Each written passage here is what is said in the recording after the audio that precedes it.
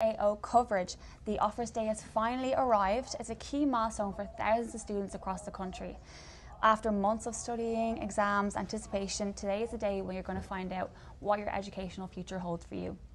I'm joined by guidance counsellor Donnchadh O'Mahony, who's going to help us through all the questions today that you sent in through our shout out yesterday. So Donnchadh, thank you so much for joining us. Let's take a look at some of the questions. Yeah. Okay, so we're going to start off with a timeline of events. So let's take a look at the key timeline for CAO offers. So 2 o'clock today, you'll get an offer. Now I actually have to say, some people might get their offer a little bit early. I would often get a message saying, my friend just got an offer at 1:30. I haven't got mine yet. But the official time is 2 o'clock. So wait until 2 o'clock before you start stressing out or anything. And even if you don't get an offer today, you'll get what's called a statement of application. So you will get something in your email or in your My Application facility. So have a look out for that. So today, 2 o'clock is the big one. Then tomorrow we have available places. So we'll chat a bit about that later. But today's offer, you have a deadline of the 2nd of September at 3 p.m. whether you want to accept it or not. So don't panic when you get your offer today. Have a little think about it. Talk to mum and dad, talk to whoever you trust, your guidance counsellor, your brother, sister, whoever, and you don't have to make the decision straight away. Somebody might get the offer they've really wanted and just accept it straight away, and I'm happy to do it. Some might get an offer a little bit further down the list and say, okay, well, what are my options here, and let's have a look. And then on the 8th of September is CAO round 2. So round 2, what I would say is the majority of college places are filled in round 1. Okay. I think only about 1 in 50 CAO applicants get a round 2 offer. So that's why I always say accept your offer today because another offer might not come along. So that's kind of the big one. And how can students expect now to get these offers? They're going to come in via text. So it'll be email and a text if you've put that down on your application. So there was a tick the box if you wanted to get a text. Okay. So whether you tick that or not is up to you. And it'll also be on the My Application facility on the CAO. So if you want to log in there even and have a look, it should be there as well. And it's very straightforward. There'll be a big blue button to say if you want to accept it. And there'll even be the date beside it when you have to accept it by. So it's very straightforward. Okay, perfect. And where can you actually see what course you got? So again, that'll be on the My Application and it'll be on the email.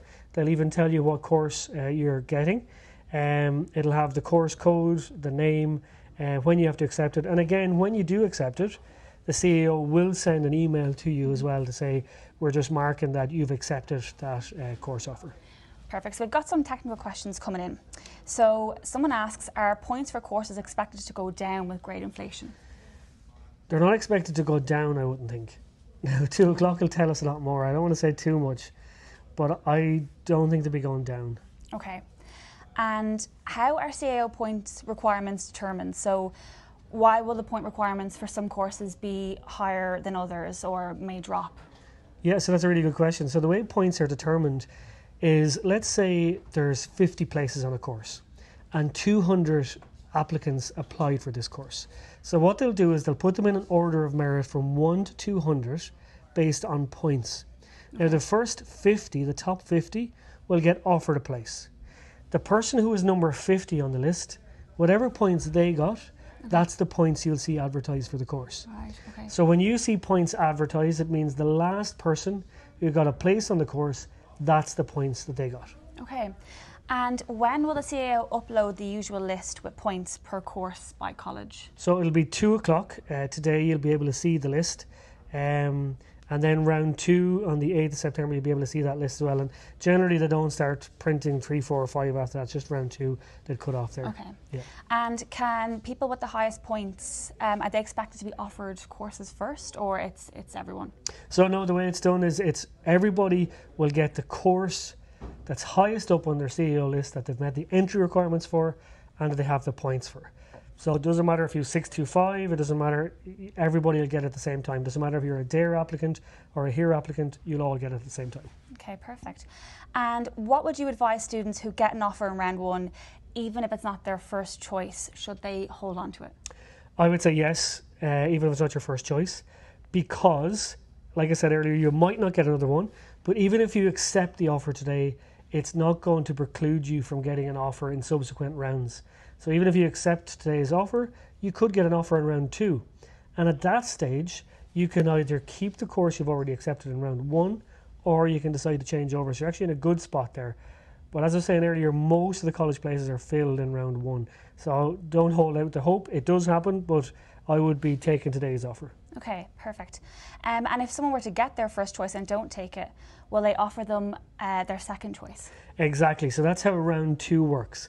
So let's say we put out those 50 offers, the people who were top 50 on the list. 2nd of September is the deadline. Let's say 47 out of the 50 replied back to that deadline that they're accepting the course. Maybe someone doesn't want it, maybe they're deferring or taking a year out, whatever. So what we'll do in round 2 is the CEO will be instructed to look at the next 3 applicants on the list. So 51, 52, 53. And that CEO round 2, 51, 52, 53 will be offered those places in round 2. Okay. And here's people now about timing. So will the offers come out exactly 2 p.m. or could it be a little bit earlier, a little bit later? It could be a little bit earlier. Okay. Generally, it's not later, but it could be a little bit earlier. So that's to say, don't stress. You will get it. Like I said, even if you don't get an offer, you still get an email.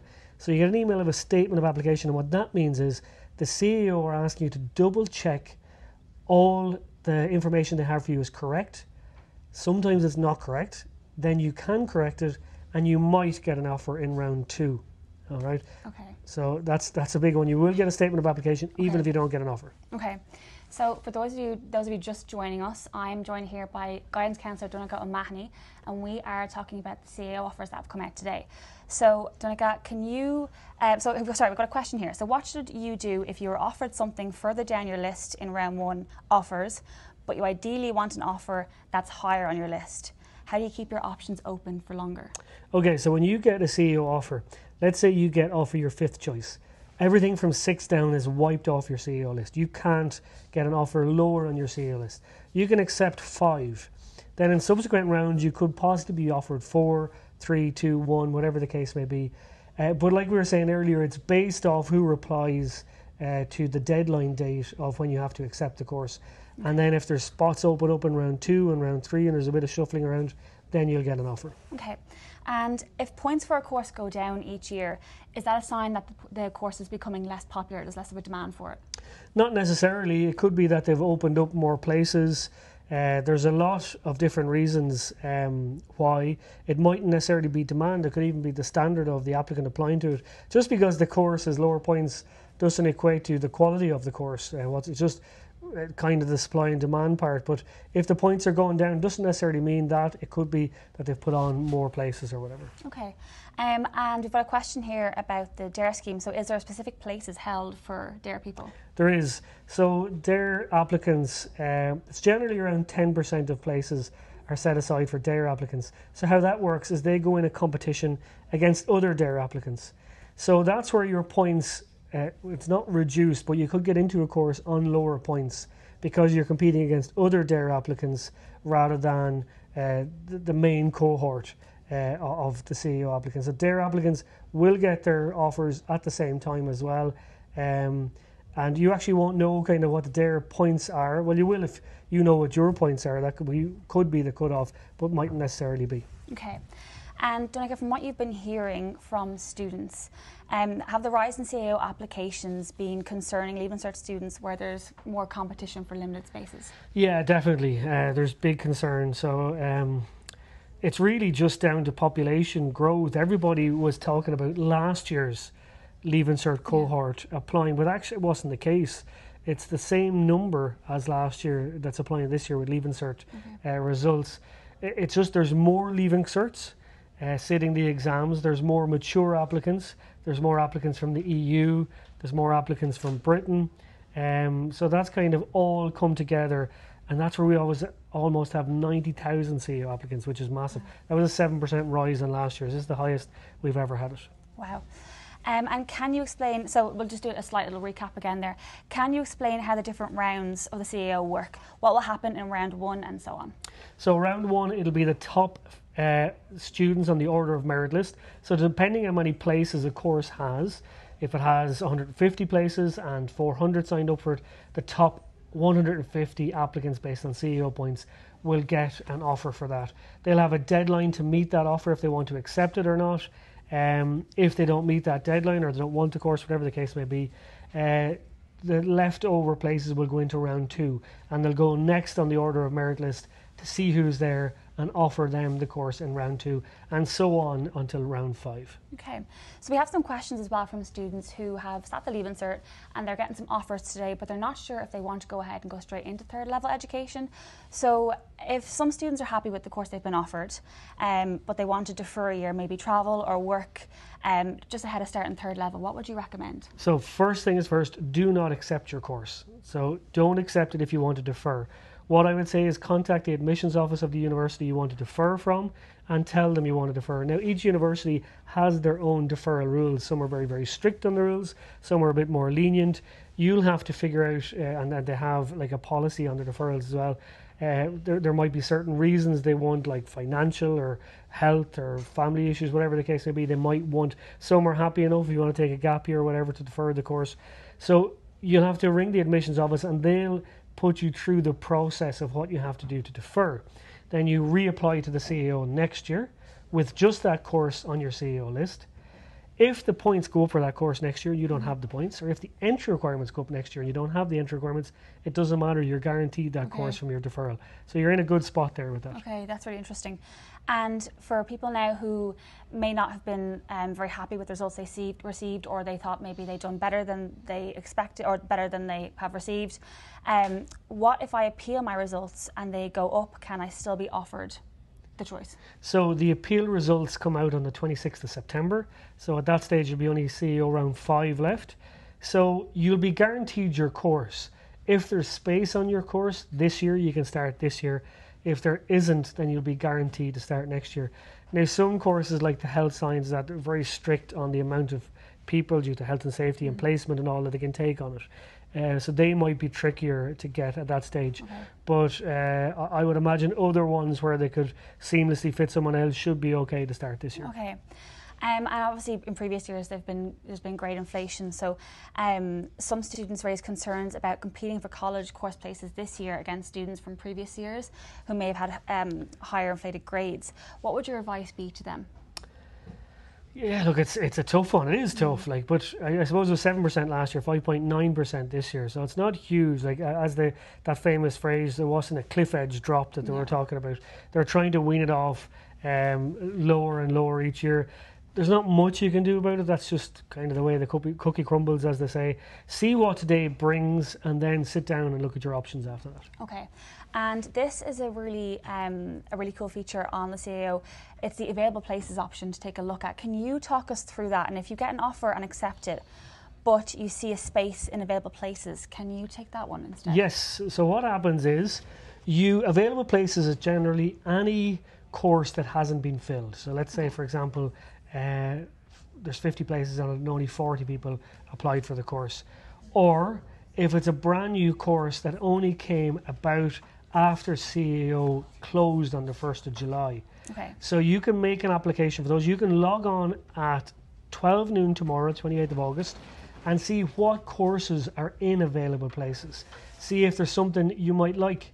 And then you can apply for them, even if you've accepted your round 1 offer, because there's new courses like physiotherapy in ATU Donegal, pharmacy in ATU Sligo, nursing in Maynooth University, new courses like that students can still apply for even if they've accepted their first round offer. You just go into your My Application facility and put it the highest up on your list where you want to be offered it.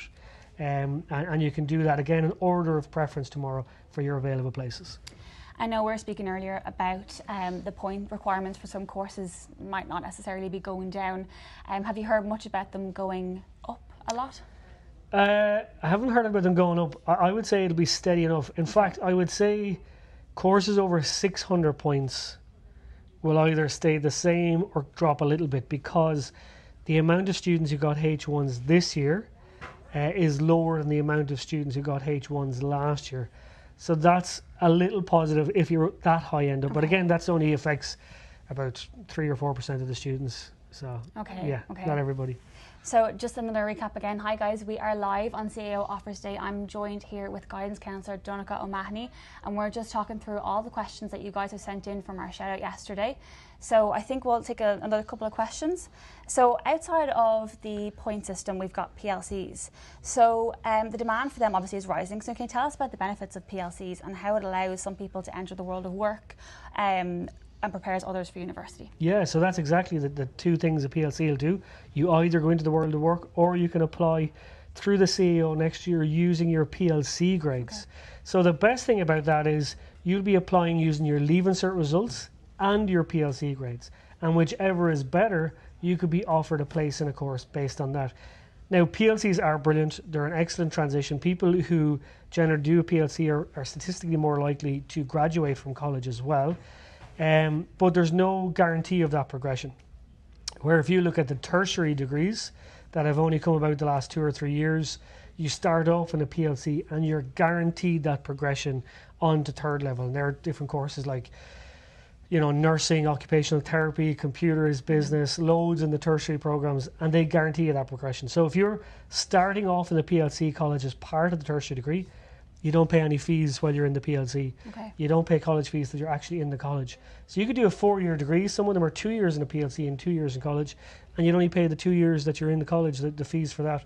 So even tertiary degrees, from a financial perspective, if that's something you have to look at, have a look at tertiary degrees because they could work out way cheaper as well. Okay, and so for those just joining us again, I think what we'll do is we'll take a little look at some of the key points as well for today before the 2 o'clock.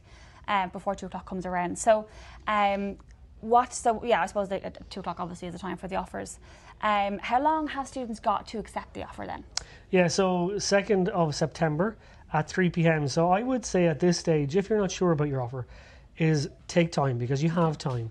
Sit down with mum or dad or brother or sister or aunt or uncle, whoever it is that you trust to have this situation. You can even chat to your guidance counsellor in school and take your time making this decision because it is a big decision. It's a big financial decision as well. So you really have to decide if this is for you or not. If it's not for you, again, you have time to explore your options. Mm-hmm. If there's nothing when you explore, then you can come back to your offer. So take your time, there's no panic. Okay. Yeah, and I mean, it's not the be all and end all today. I mean, we were talking earlier, there's multiple different pathways that you can get to where you want to be. Absolutely. You ask anybody, ask anyone around RTE here, and I bet you they all have a different route to get to where they want to go. Very, very rarely does someone have a linear, straight line into their career. I say it's like a mountain climber. Sometimes you have to go to the side or even go back to get to where you want to go if you want to get to the top eventually. So, yeah, the route that's not linear can often be more fascinating for employers as well, who want to see that where you've overcome different things and still got yourself in this situation. So it can be quite interesting. Okay, and let's take a look back at the offer rounds. So can you explain how the different rounds, the round offers work and what will happen so now in round 1 today and then 2, 3? Yeah, so round 1 today, it'll be the students top of their order of merit list who will get a place on the course.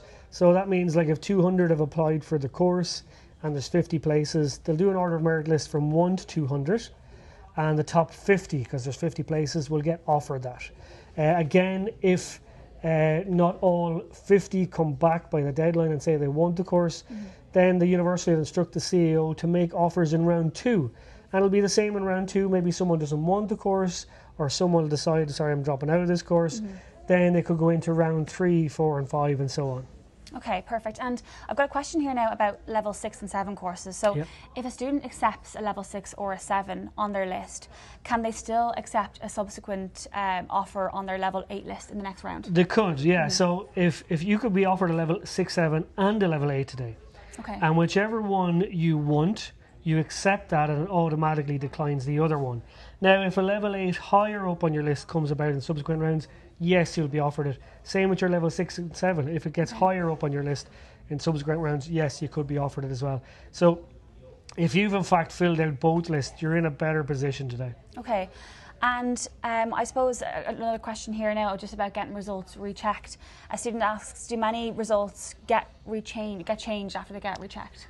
There is a few, there is a few. So what you'll do is you could view your scripts apply to view your scripts last night and today, Yeah. and then you'll be viewing them on Saturday.